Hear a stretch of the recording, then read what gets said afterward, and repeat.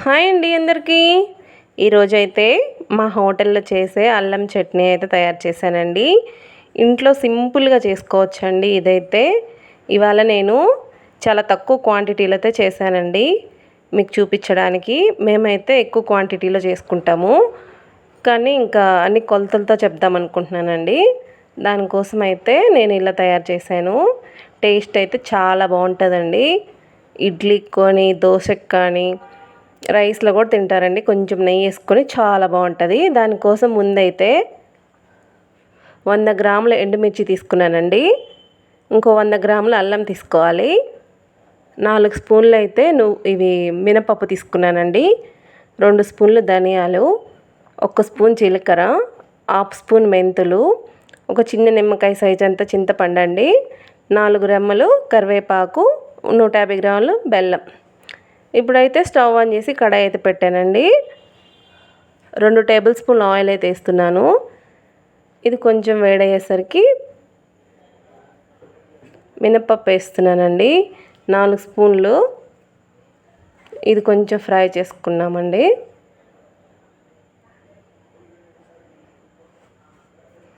ఇది కొంచెం ఇట్లా ఫ్రై చేసుకుంటూ ఉండాలండి. నేనైతే మీడియం ఫ్లేమ్లో పెట్టి ఫ్రై చేస్తున్నాను. ఇది కొంచెం ఫ్రై అవ్వగానే 1/2 స్పూన్ మెంతులు అయితే వేస్తున్నానండి. ఇవి ఎక్కువ వేస్తే మళ్ళీ చేదైపోతుందని కొన్ని వేసుకోవాలండి. ఇవి వేయడం వల్ల మంచి ఫ్లేవర్ ఉంటుందండి చట్నీ అయితే. ఇవి కొంచెం ఫ్రై అయ్యాయి కదండి. ఇప్పుడు 2 స్పూన్ల ధనియాలు అయితే వేసుకోవాలండి. ధనియాలు వేసాం కదండి, కొంచెం ఫ్రై అయితే చేసుకుందామండి. ఇవి కొంచెం ఫ్రై అయ్యాయి కదండి. 1 స్పూన్ జీలకర్ర అయితే వేస్తున్నానండి. ఈ జీలకర్ర వేసి కూడా కొంచెం సేపు ఫ్రై చేసేసుకుందామండి. ఇప్పుడు సన్నగా తరిగి పెట్టుకున్న అల్లం అయితే వేసానండి, 100 గ్రాములు. ఇది కూడా ఫ్రై చేసుకోవాలండి. కొంచెం పచ్చివాసన పోతే చాలండి, ఎక్కువ ఫ్రై అవ్వాల్సిన అవసరం లేదు. ఇలా ఫ్రై చేసుకున్న తర్వాత 4 రెమ్మల కరివేపాకు తీసుకున్నాను కదండి, అది ఇట్లా ఒలిసేసి వేసాను. ఇది కూడా కొంచెం ఫ్రై అవ్వాలండి. ఇట్లా ఫ్రై చేసుకున్నాం కదండి. ఇప్పుడు 100 గ్రాముల ఎండుమిర్చి అయితే వేస్తున్నానండి. ఇవి ఎక్కువ ఫ్రై అవ్వాల్సిన అవసరం లేదండి, కానీ మాడకుండా కలుపుకోవాలి. ఇవి రెడ్ కలర్లోనే ఉండాలండి మిర్చి, కొంచెం కలర్ మారితే సరిపోతుంది. ఇంక వీటిని కలుపుకుంటూనే ఉండాలండి. ఇవి మాడతాయి ఎండుమిర్చి వేయగానే. ఇంక వీటిని అయితే ఇట్లా కలుపుతూ ఉన్నానండి.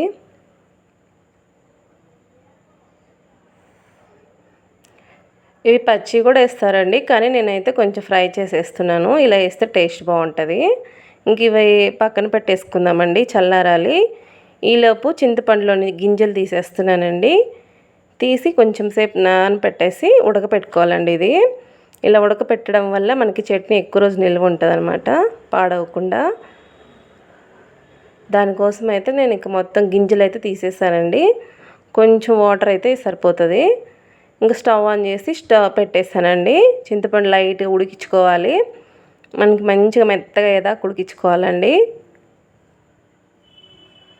ఇది ఇలా కలుపుకుంటూ ఉడికించుకుందామండి, అడుగంటుకోకుండా.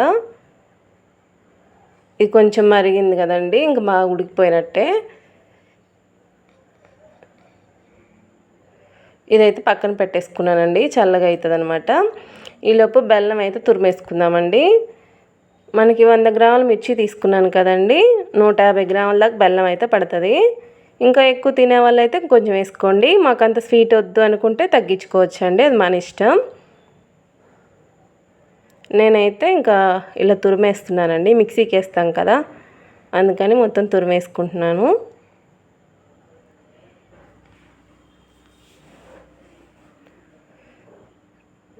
ఇంక ఇంత అయితే సరిపోతుందండి నాకు. ఇప్పుడు ముందుగా మనం చింతపండు ఉడికించి పెట్టుకున్నాం కదండి, దాన్ని అయితే మెత్తగా ఇట్లా ఫ్రెష్ చేసేస్తున్నాను. గుజ్జులాగా తయారవుతుంది కదండి, అందుకని ఇట్లా మెత్తగా చేసేస్తున్నానండి. ఇది మనకు మెత్తగా అయిపోయింది కదండి. మనం అన్నీ వేపించి పెట్టుకున్నాం కదండి, అవైతే మిక్సీకి వేసేస్తున్నానండి. అన్నీ ఒకేసారి వేసేసుకోవచ్చండి, కొంచెం వాటర్ వేస్తాం కాబట్టి మెత్తగా అయిపోతుంది. నేనైతే ఇంక అన్నీ వేసేస్తున్నానండి.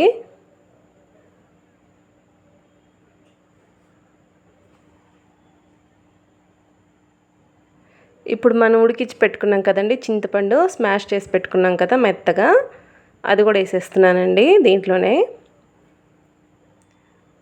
రుచికి సరిపడా కల్లుప్పు వేస్తున్నానండి, ఇదైతే టేస్ట్ బాగుంటుందని ఇది వేసాను. ఇప్పుడు మనం ముందుగా తురుము పెట్టుకున్నాం కదండి బెల్లము, అదైతే వేసి కొన్ని వాటర్ అయితే వేసుకుంటున్నానండి. వేసుకొని మెత్తగా అయితే ఇట్లా గ్రైండ్ చేసుకున్నాను, చూడండి ఎంత బాగా వచ్చిందో. ఇప్పుడు ఇంక ఇది మనకి రెడీ అయిపోయినట్టే అండి. ఇంక దీన్ని అయితే పోపు వేసేసుకుంటున్నాను. దీనికోసం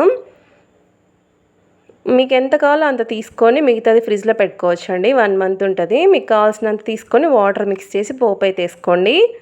నేనైతే మొత్తానికి పోపు వేసేస్తున్నానండి.